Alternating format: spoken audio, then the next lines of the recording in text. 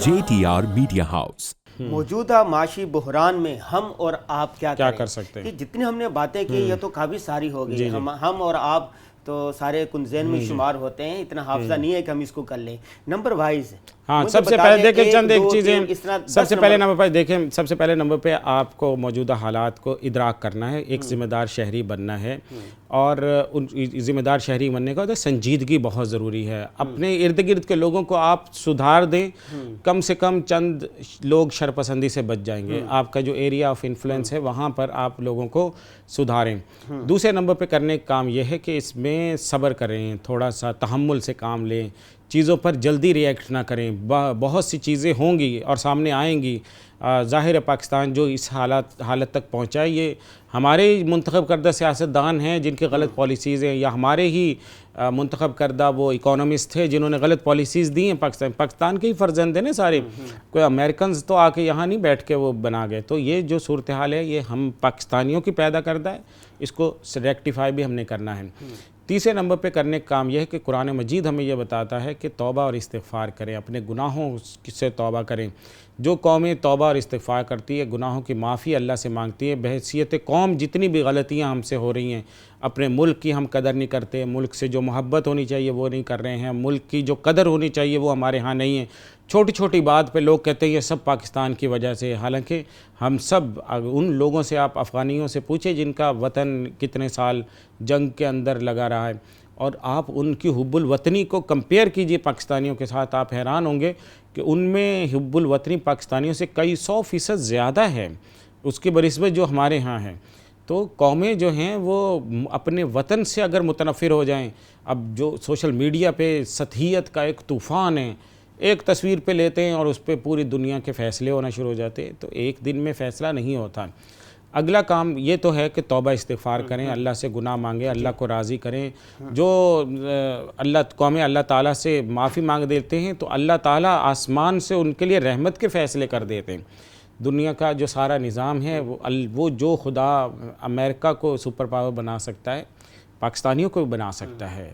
مسئلہ یہ ہے کہ ہم جس اسلام کے نام لیوا ہیں، پریکٹیکلی ہم اس کو بحیثیت قوم کتنا پریکٹس کرتے ہیں، اس کو اپنے ذاتی مفادات کے آڑے آنے کے وقت کتنا کر رہے ہوتے ہیں. اگلا کام کرنے کا یہ ہے کہ پاکستان کے اندر رہتے ہوئے ہم وہ کوششیں بھی کریں جو پاکستان کے جو ہمیں اسلام بتاتا ہے. اسلام نے بھی حضرت عمر رضی اللہ تعالیٰ عنہ کے دور میں قحط آیا تھا، تو حضرت عمر رضی اللہ تعالیٰ عنہ نے اس قحط کے زمانے کے اندر اتنی ہنگامی صورتحال نافذ کر دی کہ عراق سے غلہ منگوایا، شام سے غلہ منگوایا، وہاں مختلف علاقوں کے گورنرز کو خطوط لکھے اور ان کو کہا جتنا ہو سکتا ہے غلہ یہاں بھیجیں. اور حضرت عمر رضی اللہ تعالیٰ عنہ کی حالت یہ ہو گئی تھی، صحابہ فرماتے ہیں کہ ہمیں خطرہ تھا کہ کہیں حضرت عمر رضی اللہ عنہ اس کے غم میں خدا نخواستہ ہلاک نہ ہو جائیں. آپ نے اپنا کھانا، آپ کو بھوک نہیں لگتی تھی اور کھانا آپ کا پہلے ہی بہت کم ہوتا تھا. صحابہ کرام یہاں تک فرماتے تھے کہ حضرت عمر رضی اللہ تعالیٰ عنہ جو اور گوشت کا جو سرید کھاتے تھے، کوئی عام آدمی اس کو کھانے کا تصور بھی نہیں کر سکتا، لیکن وہ بھی حضرت عمر رضی اللہ تعالیٰ عنہ نے چھوڑ دی اور اپنے اس بحران کو درست کیا ہے. اور ایک اور حدیث کے اندر حضور صلی اللہ علیہ وسلم نے جو یورپین اقوام ہیں یا روم، اس وقت میں تو سلطنت روم تھی، اس کی خصوصیت یہ بیان فرمائی کہ وہ جب بھی کوئی بحران آتا ہے تو اس پر ریئیکٹ کرنے میں بڑے صبر اور تحمل سے کام لیتے ہیں. تو ہمارے پاس بحران آیا ہے، ہم سڑکوں پر نکل جائیں، جو امیر لوگ نظر آ رہے ہیں ان کو پکڑ کے لوٹ کھسوٹ شروع کر دیں، بینکوں کے اوپر حملے شروع کر دیں خدا نخواستہ، یا پیٹرول پمپس کے اوپر جا کے دنگا فساد شروع کر دیں، پبلک ٹرانسپورٹ کو جلانا شروع کریں. یہ بہت غلط ہے، ناجائز ہے، حرام ہے، کسی طرح سے درست نہیں ہے. نہ یہ ذمہ دار شہری کی پہچان ہے، نہ اسلام اس کی تعلیم دیتا ہے، اور یہ ملک کی دشمنی ہے. یہ ملک کو مزید تباہ کرنا ہے، دنیا کو یہ بتانا ہے کہ پاکستان ایک ناکام سٹیٹ ہے، اور اس میں ہمارے عام خدا بدقسمتی سے ہمارے سیاستدان بھی ملوث، سب لوگ اس میں ملوث ہو رہے ہیں. تو اس سے بچنا بہت ضروری ہے. اگلے نمبر پہ ہمیں یہ کرنا ہے کہ ہمیں اپنے جو دائرہ کار ہے نا اس میں محاسبہ کرنا ہے.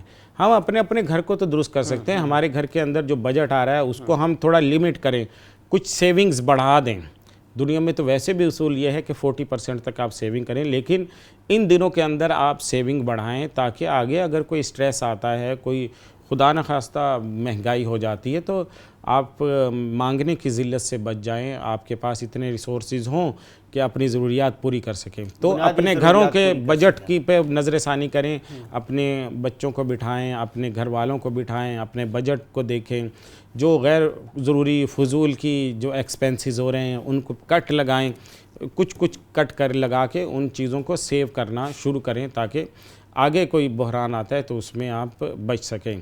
اور اگلے نمبر پہ کرنے کا کام یہ ہے کہ پاکستان کے لیے بھی دعا کریں، اپنے لیے بھی دعا کریں، دعاؤں کا اہتمام کریں۔ اللہ تعالیٰ تقدیر بدل دیتے ہیں دعاؤں کے اثر سے، تو اللہ تعالیٰ سے مانگے پاکستان کے لیے، اور خود سنجیدہ ہوں، دوسروں کو بھی سنجیدگی کا درس دیں، کیونکہ یہی وقت ہے جس میں سنجیدگی کی ضرورت ہے۔ سطحیت سے بہت بچنے کی ضرورت ہے۔ اپنی رائے جو ہے وہ سیاسی وابستگیوں، عصبیتوں، مختلف وابستگیوں کی بنیاد پر قائم نہ کریں۔ موجودہ حالات ایسے ہیں جن میں سارے اختلافات، عصبیتیں، وابستگیاں چھوڑ کر اپنے وطن کو بچانے کی ضرورت ہے اور پاکستان کی معاشی صورتحال بہتر کرنے کی ضرورت ہے۔ JTR Media House.